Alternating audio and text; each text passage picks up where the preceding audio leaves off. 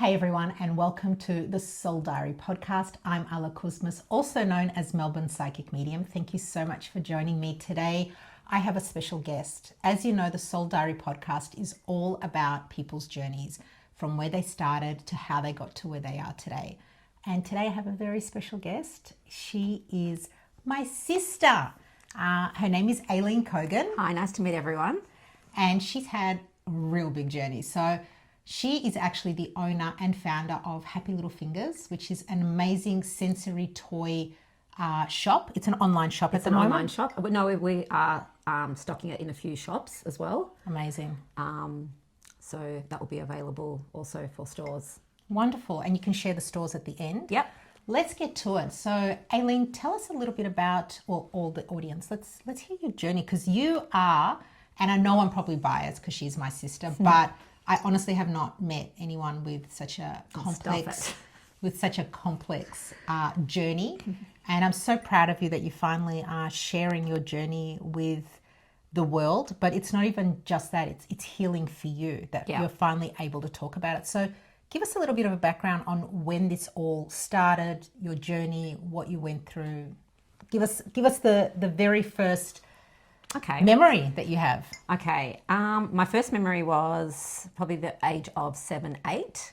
I went on a school excursion. So I was in primary school and we were at the beach. I came home and I just wasn't feeling well. And it was going on for weeks like that with a fever. I had a rash, went to doctors after doctors, and no one could diagnose what was happening. I was getting sent away with antibiotics, that it's just a cold, but it just wasn't going. So how long did that go for? I think it was, I don't know, was it a couple of months? I think it was a couple of months. I was quite young. Yeah, I was quite young, I was fevering, wasn't eating, lost a lot of weight. It just wasn't well. I just wasn't well, and no one could work it out what was going on. None of the doctors could work it out? No, until we went to a specialist. We got sent to a specialist. My mother and father pushed for it, got some bloods done, and it came back as lupus. SLE lupus. So before you go on, can you tell us a little bit about, for those who don't know what lupus is, and SLE lupus, what it is? It causes a butterfly rash, which I did not have. So that's the first diagnosis? That was the first diagnosis, which I didn't have, but I had a rash on my body. Oh, so it wasn't a butterfly rash? No. Okay. No. Body aches, pains, fevers, loss of appetite.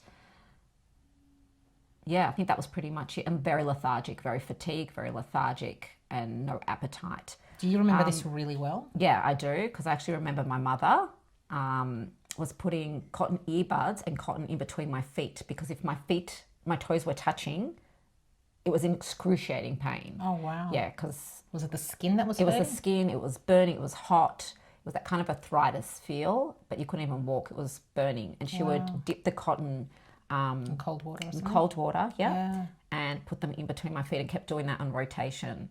And I was still quite young, and that's a lot for, a child to go through. Absolutely. So until we went to a specialist, and that's when they diagnosed me properly. It was SLE lupus by the bloods.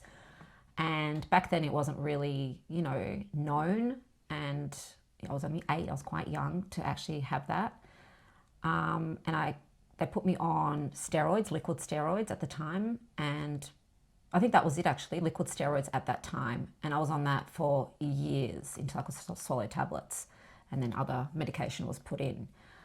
I didn't go to school for an entire term. I took that break, came back, and the steroids, if people know, it actually causes, it blows up your face like a balloon. So they actually call it the balloon face. That's a lot for a child to go through, especially being faced with kids at school. Yeah, so I was bullied at school for it. Not from my close friends, because I did miss a whole entire term. It could have been more, I really can't remember. So when I went to school, I was bullied by a specific person, and, I didn't want to eat. And this is where the weight started. I was being cautious what I was eating. I was starving myself. It was... So you almost had an eating disorder. It was like an eating disorder because my face was big and I blew up. Not because I was the steroids do make you eat more and it makes you feel better, but because I didn't look the same how I looked. Yeah. School when I left a couple months ago. So that was really hard to go back to school and that transition, to see everyone it was really hard mentally and physically. Well, for an 8-year-old, that would be massive. And Yeah. especially at school, kids are so curious and want to always ask, like, where were you? What Yeah. happened to you? Why do you Yeah. look different? You Yeah. know, so Yeah. children don't have filters sometimes, and they can be Yeah. very hurtful in what they say. Yeah. So, And I had that one situation where, like, I actually cannot forget, where we're in a. so this traumatized you. This was literally, yes, it traumatized me. And we were in a maths class. In primary school. This was in primary school, and the teacher asked, "Oh, do you know the answer to this question?" I can't remember. And this boy put his hand up and he said, "Why is Aileen's face so fat?" And after that, That's horrible. like, I just wanted to close myself up and run away, but you couldn't. And That is so, yeah, and painful. still, like, I cry because it's so sad. yeah. And ever since that day, like, I was eating in the toilets my sandwich because I was hungry, but I didn't want to eat in front of everyone because I was like, oh my God, this is how people perceive me. Yeah. And I couldn't wait to finish that school, to be honest, until I started high school and, like, get that fresh start and not knowing anyone. I was so excited to start a new school, to be honest. I know people aren't excited, but I actually was, because it was like new beginnings It's a clean for me. slate. Yeah. Yeah. And no one knew me and no one could judge me. And no one could ask those questions of Because why you you're look coming different. the way yeah. you're coming. Yeah. But that's So why I ended that- up going to that school as well, but we didn't see each other. Thank God. Yeah. Wow. So that would have had such an impact on you, not just as a child, but also growing up throughout your life. Like, it really, like, I know you as my sister. I know how Yeah. much that really affected you with your, constantly about the way you looked. You were always insecure about Yeah. it, even though I think she's the most gorgeous person ever. Like, she was beautiful always to me and to everyone else. She's stunning. But it really affected you. And a lot of what you went through really shaped how you are as an adult and what you want to do for other kids as well. Yeah, so we're going to that's get right. to that. I ended up, having fun with my friends, partying. I ended up having a seizure at home. And then sort of from there sort of started deteriorating because it affected my kidneys. I ended up in hospital. So can I just pause Yep. for those who don't know? Was that a It's a thing that flare-up. Is That's that called a oh, flare-up. That's called, okay, So so you that's can a get it- lupus flare-up. That's a lupus flare-up. You can get it in different forms. I ended up getting it in. I was ignoring. I had severe headaches. So you did have the symptoms. I had the symptoms and I kept taking Nurophene, blocking that, and I was by myself at home when this actually happened. So it's actually quite scary. And I was living with my parents at the time. I was still really young. Had a seizure. No one even knew what was going on. I couldn't even see how to call. Like, I was in and out seizuring, and it was hard for me to even find the phone to call because I was blurry. I actually remember that really the fact well. that you could do that I actually went during down a the seizure. stairs. I actually went down the stairs. I actually counted in my head. There were 17 stairs. I actually remember that till today. I crawled down the stairs because I was seizuring and bleeding because I actually hurt my head. Got down to the stairs. Did you know you seizured? No, I did not know. I knew something was going on, that I was in and out kind of feel. I did you felt know- heavy, like, But did you know what was happening no, when you were I felt, out? no. I just felt like I awoke and I don't feel good. That kind of feeling where I can barely talk and I can Like heavy. everything slowed down for you. Like my body's paralyzed kind of feel, like I couldn't Wow. move. And when I did, like, it's like that fight where, Fight or flight. Like yeah, you like just- my adrenaline and crawl down those stairs. like survival mode. It was survival mode, yeah. Crawl down those stairs. And back then we had those portable phones. We didn't have mobiles like that. Like, we had those portable house phones. We used it quite a bit. Yeah. To call my parents' work, and I could not get the numbers right because my vision was so blurry. And I called a number and it says it's not connecting. you Got were someone else pressing on the the wrong phone. numbers. I was pressing the wrong numbers because I couldn't see, and I actually lied myself on the couch. I actually sat myself on the couch and I just couldn't. I was like, I could feel my hands about to have another. I didn't know I was having a seizure, but I could feel my hands were weakening. And I'm like, okay, I'm trying this one number. I was really trying hard and I got it. I hit my mum, like, I got the number and it actually went through. And all I said was, I'm not feeling well. And the phone actually just fell out of my hands. And then before I knew it, I was already in hospital. My mum flew there. I remember that. That was the most scariest day of our lives. Yeah. Because no one knew what happened and why this was happening. Like, this was our first experience as a family. Yeah. For you to go through something Yeah. like that. Like, It's very traumatic. no one gives you a heads up on the flare-ups and what and, you can get. and that can be all different. So you just don't know. So yeah. So you woke up in hospital. I woke up in hospital. They didn't know if I had epilepsy, so they put me on epilepsy medication. They didn't know what was going on, but I obviously had a flare-up because the bloods came back as that. But then they do the protocols to make sure you don't have epilepsy. So So it wasn't epilepsy? no, it was that not she epilepsy. not It diagnosed. was That's how they knew it was the lupus it was the flare-up. flare up because the bloods showed all that. It marked to that. Spent quite a bit of time in hospital. I had to go through chemo as well, and that's another medication they give if you have a flare up. If it's really nasty and aggressive, then they have to go in with medication quite aggressive. And again, that was another. And you're so lucky. You got the aggressive of everything, didn't you? Yeah, And this it was actually yes. Another traumatic. very Like there were traumatizing, yeah. situations in my life where it's really traumatic. So the first one was when I was in primary school, and then it was this one where it was traumatic, and boom, life just turned, upside down for me again. And I was like, oh my God, where do I start? How do I pick myself up? And I hibernated because I didn't want anyone knowing what I was going through. And that's another thing about me. I keep everything in. I did for years and years. That's just me. Because you didn't share this journey until when? Last year. And End of you're last how year. old now? Let's not say. I'm 25. No, 42. I shared it when I was just before my birthday. yeah. 42. So she's 42 and kept this within herself for that many Yeah. years that, I mean, there were people speculating. There were people. No, people always talk, and that's another thing. Never judge anyone because you have no idea what someone goes through. Like when someone says, oh, that person's put weight on, oh, that person looks like this, or that person can't get pregnant, or, all these things. Yeah. You should never judge a person. You have no idea what they're going through, and you're not walking their path of life.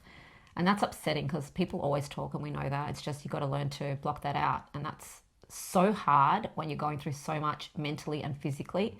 And people just don't get that because they just want to talk. 100%. And, no one walks in your shoes. And, I always say... It's easy to talk, you never know what someone's going through, and never ever judge. Be kind. Some people are going through such a journey that you couldn't even imagine what they're going through and battling. And I know even a lot of my followers, they battle so much and they don't share their journey with others. So be kind with each other. Always be kind, because life isn't promised and we all have our own battles to go through. And you really went through such a difficult battle. It was really difficult. And I have to say, there was a lot of, being your sister, there was a lot of cruelty in gossips around and people doing things they shouldn't be doing and talking. And there was a lot. People thought we didn't know, but we knew. We knew they knew. We know who they are. We do. So went through all that healing. Like when I was 23, I hid myself for nearly 12 months, to be honest. I lied. I said I was traveling, I was doing all these things, and I wasn't, but I did it. Preferred to just be home and, do me and heal. It was really hard at that time, but and it was your time. Like it was my prime. Out and it was my prime. It was so hard. Yeah. But we got through it, and because I was young, I think that also helped because I just wanted to go out. I just wanted to, be with my friends. I've always had that thing, like at hospital, what am I doing here? Like I just want to get out. I think that also helped. And I also always say that you just got to do what you got to do. That's, my theory with everything. Yeah, you just jump in and don't overthink it. When you need to do it, you just go in and do it. You just got to do what you got to do. But yeah, that time went past, met my husband. And, it comes to a stage after you get married, when's the next kids, the pressure. Went through IVF, stored some eggs. And that was a journey in itself. That was a journey because I did that. So my kidneys during that time from 23 onwards started deteriorating. But we retrieved 2 eggs. One of them didn't survive and one did, which is my son, who's here. Who we love so much, my little he's nephew. so cute. He's 5, so he's here. Your little blessing. Yes. So we went through all that, and then we'll rewind a little bit. So we did the IVF treatment, and my kidneys obviously started getting worse, not because of the IVF, just because that's just how it was going. That was the lupus. Yeah, well, was it lupus? No, it wasn't the lupus. It's just it because when I had that flare up, it actually attacked my kidneys. So lupus does attack your organs, and it actually attacked my kidneys. So it attacked healthy tissue. Correct. Got the egg retrieval. We went through the whole process. It took years, and people were always asking, "Oh, I don't know if we're allowed to say this on camera. Do you not know how to have sex?" Like to me and my partner. Oh, you can say everything here. Oh, okay, it was so inappropriate because I'm like, You have no idea what I'm going through. Do you want me to teach you how to have sex? Do you need the right position? And I'm like, what are you talking about? Like, How rude. yeah, totally. It was so rude. And also started envying people that were having babies. It wasn't a jealousy thing because I was like, I wanted to be a mum. Like, I'm like, what is my purpose You here? weren't jealous It wasn't for them. jealous. It was just, I was happy it was for something them you wanted for yourself. so much. I could smell a child. I kept saying that. There's a room in my house and I didn't let anyone in this room. And I'm like, I can just smell. I didn't know if it was a boy or a girl. I was just like, no, this room is a baby's room. I could smell babies. it. I could smell it. And years it was empty. I kept it for, obviously there was a baby. So I knew it, but I didn't know it. Like it was kind of the intuition. Well, you did. You already met your baby soul. You just don't remember seeing him. Yeah, But you had I met could him. You had a smell connection it. with him already. I'm like, no, there's going to be, like, I can't imagine not having a child. We did the whole IVF process. I fell pregnant, which was amazing. And we had my son, Jaden, early. So he came at 33 weeks and I knew I'd need a transplant. And we had a transplant after that. It was a tough time. Firstly, we were in COVID. Yeah. And I was the one who did the transplant. so we're going to go back because I wanted to say that. I was going to say, so we did the transplant. Yes, we did the transplant. So it's another process for a transplant. So it was pre-organized. We knew this was happening and this was going ahead. It's not like, oh, one day you're going in. It doesn't work that way unless you're waiting on the list for a donor, a deceased donor, and you could be waiting for years. That I was just like I went through depression. I went through high anxiety. I always felt sorry for other people, as strange as that sounds. Never for myself. It was always for other people. But like when I look at photos of my childhood and that child, remember I was telling you like a photo, I get so sad for her because she has no idea what her life. She has no idea what, her life is going to be like. Sorry. It's a very emotional episode. But I'm so lucky. So going back to the transplant, we didn't want to wait for, a deceased donor. We had family members get tested, and they don't do a lot of people to get tested. They take one person at a time, and that can take ages by the time you get all the bloods. It's not just a blood test. It is extensive. You got to get heart tests. You got to get blood tests. You got to get... It's constant checking. Every hole in your body is checked. Literally. Like every point of your body is checked. So they already know what I need. It's finding that match for me. Yeah. And then they taught us about this paired exchange program where you're cross-matched with other patients. So 4 people can be involved. There could be 16 people. There could be 8. Everyone sort of cross-matches, and someone gives a kidney to that person gives a kidney to you. You don't know these people. If you're a match, you're a match. That's just how it works. And they told us it'll be quicker to get a kidney that way. And it's a live donor, which is better than a deceased donor. But again, you're grateful whatever you get because it's life, right? And Ella ended up being... First it was my mum, and that got changed again because they need to find someone closer to my age to do a switch so it's fair. They wouldn't give me an 80-year-old kidney. They would give someone that's closer to a, between 35, 45 kidney. So Ella was a match with someone and I was a match with someone. So it would have been 4-way how it was done. And I remember that day so well. We were during COVID. We were not allowed to see each other. No, they weren't allowed. No, we arrived at the hospital together and then we parted. Yeah. And Aileen went to one section. Oh, yes, that's right. And I went to another section. Because of COVID, and they were scared that, it's a major surgery, that anyone gets anything, and I understand that. The surgery's off if anyone gets anything. Yeah. So we actually came in the night before because I had to do all the testing. Yeah, we were there the night before. I was actually there, a couple of days because I was already getting treatment and stuff and preparing. So I was getting prepped for surgery. I was there the night before. Yeah, and I was already there. You're pretty much incubated in the room and everything comes to you. So no one can have contact with you from the outside world, kind of, because it was COVID. They were really worried. A lot of things were getting cancelled. Surgeries were getting cancelled. It was really hard time because you don't know if it's going to be cancelled. If someone gets sick, that's it. It's done. Even a flu. Yeah. And then the day of the surgery, I remember it so well. Can you imagine, like our parents, two daughters. There's only 2 of us. There is no one else. They only have 2 kids, and both went into surgery that day. And a high risk. Like it's the surgery. Yours took how long? How many hours? I don't know, it took ages. I think it was 8 hours. And mine was about 4. Yeah. 4 hours I was in surgery. So it is like complex surgery. So for those 12 hours, like it was Yeah. hell for them because they were on Tinkers and they were not even allowed in the hospital. So they were literally sitting by the phone just waiting to get calls. Aileen was in the hospital in another section of it, just trying to find out about me to see whether I was, because I went in first. She went at 8 in the morning. And I remember the major nurse that does the transplant, she's the coordinator. She's not no longer. It was actually an interesting process. Yeah. She came into my room and they already know you really well there. So I've been a patient with this hospital for over 20 years and I already have relationships with a lot of the doctors. We already know each other. It's bad to say, but they already know you. It's like family kind of relationship. It is kind of, isn't it? I don't go talking, professionally. We're sort of more like, how's your On holiday? mates What are you level. doing? Yeah. We're a bit more respectful, but yeah. So I remember the coordinator of the transfer, who no longer works there at the moment, at all, sorry. She was the main nurse that was taking Ella through. And I just told her she came to my room to check in on me, going, oh my God, it's starting soon. She's already rolled in. I'm like, oh my God. I'm like, please let me know once she's out and she's okay. I don't care what happens to me. I just want her to be okay.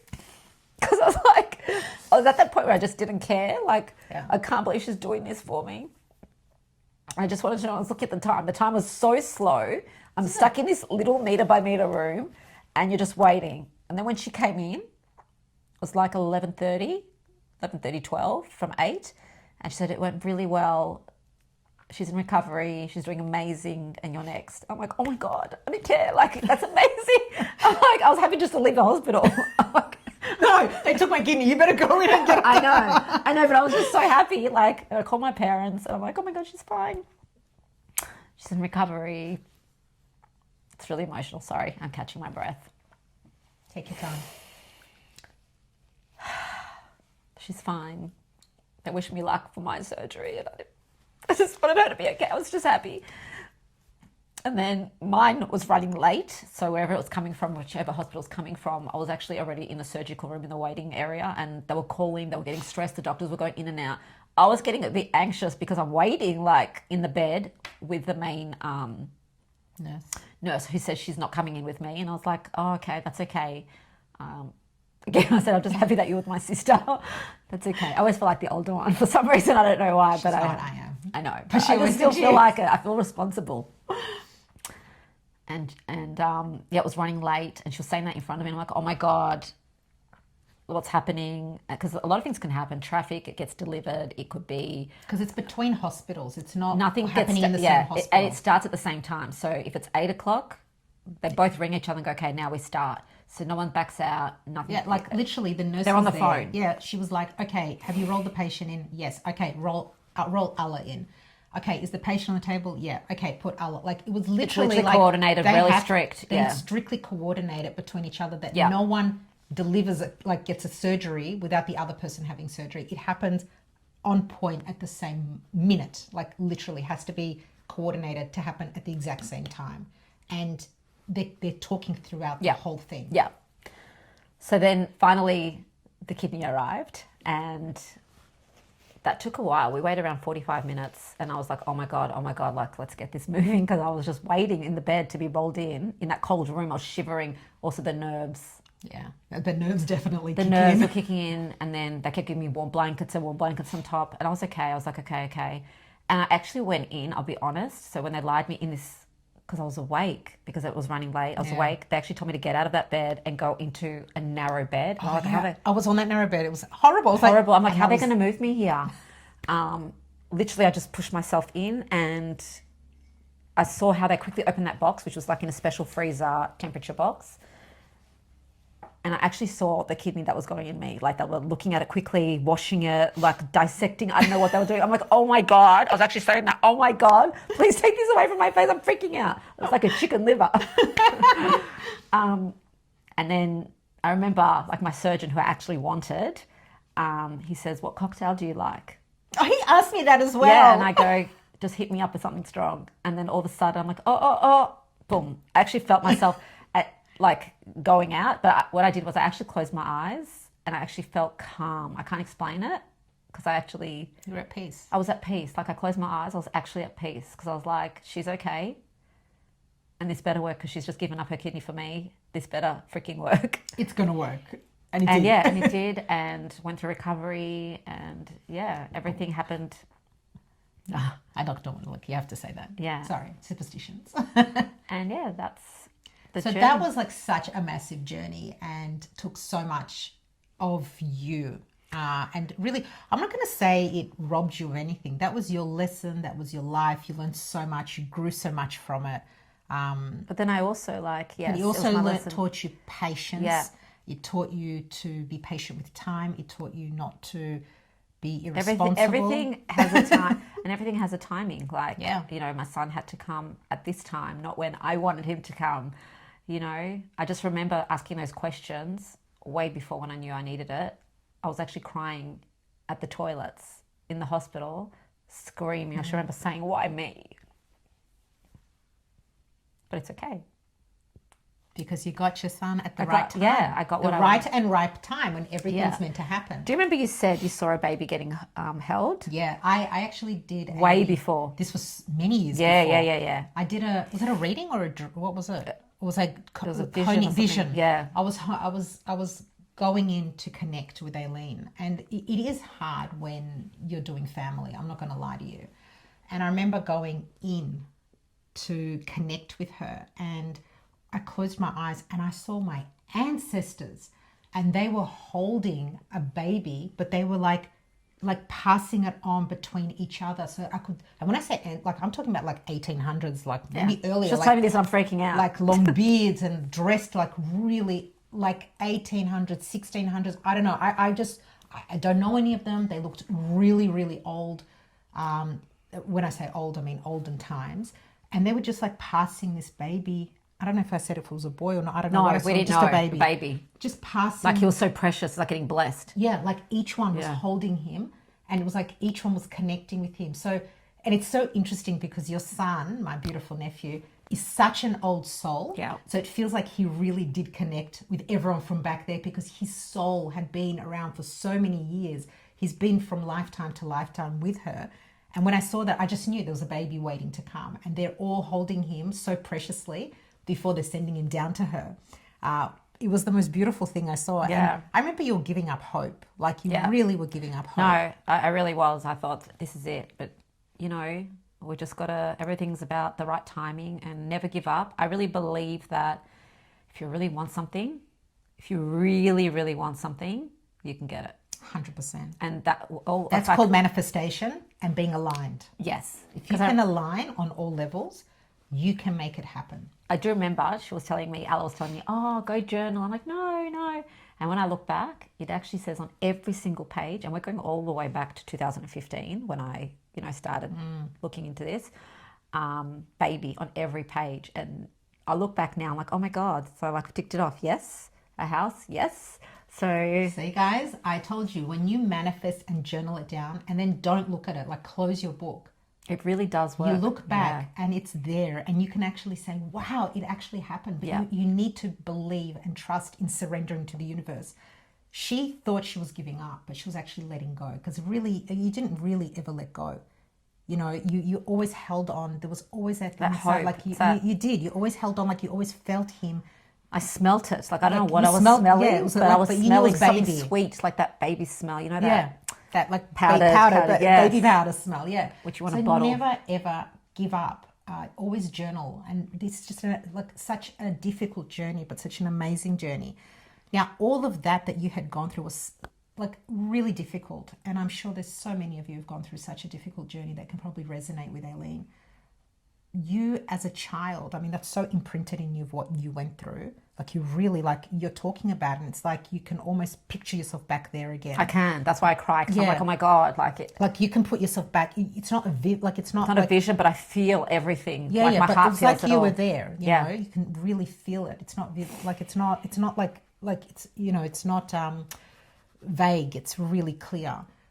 everything you went through, like, and you've had jobs and you've tried little different businesses. Tell us like a little bit about that. Where I'm at, yeah. Well, all of that, Yeah. nothing really sat with you. Like you did many different things Yeah. in your life. Yeah. And like you know, we always go on a journey and some people are like, why can't I just have the business I want to have? Well, because we need to go through the journey of learning and growing. And you've gone through such a journey with work. Like As well, just give yeah. us a little bit of how it took you to where you are now. Okay. So I've done quite a few different little things. I've worked in an office. I've done, you know, corporate going into work, but it was never really me. Like I met amazing people, but it was never really me. You finished what did you finish? Business. Business. So you did business and you work in corporate after that. Yeah, but it wasn't me. Like I met amazing people. I met good friends that I'm still friends with that have kids and we mingle.